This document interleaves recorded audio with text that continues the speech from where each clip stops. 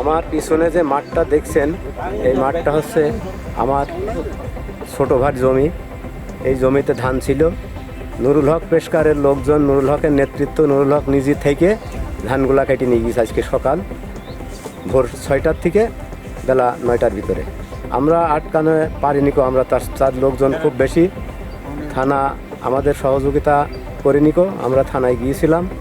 আমার ধান কাটা হয়ে গেলে 1-1.5 ঘন্টা থানায় দাঁড়িয়ে থেকে তারপরে থানার লোক এসে দেখে চলে গিয়েছে। এই বিষয়তে আর কোনো পদক্ষেপ নেওয়া হয়নি।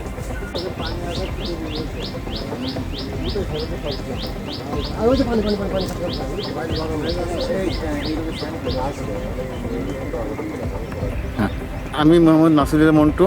আমার এই পিছনের এই জমিতে আমার ধানের চাষ ছিল, ধান পেকে গিয়েছে, আমি কাটবো। এরকম একটা মুহূর্তে নুরুল হক পেশকারের নেতৃত্বে তার বাহিনী এসে ধান কাটা শুরু করে। আমি দেখি যে তাদের কাছে আসতে পারিনি, তাদের কাছে অনেক মারাত্মক ধারালো অস্ত্রপাতি থাকার কারণে আমি সেখানে পৌঁছাতে পারিনি।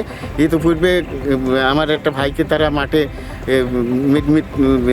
কেটে জখম করে মেরে ফেলে এবং 2টো ভাই এখনও জখম, তারা উঠতে পারে না, বিছানাগত।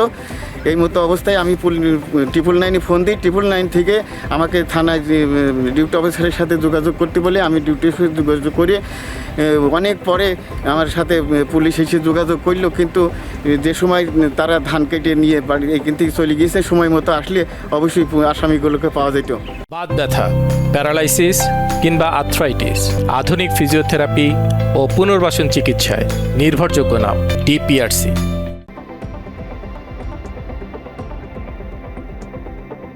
আমি তদন্ত ইন্সপেক্টর, দামোদরা থানা, চুয়াডাঙ্গা।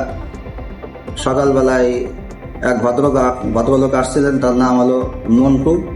উনি জানান যে ওনার জমিতে ধান কেটে নিয়ে যাচ্ছে প্রতিপক্ষ। পরে আমি সেখানে তাৎক্ষণিকভাবে পুলিশ পাঠাই।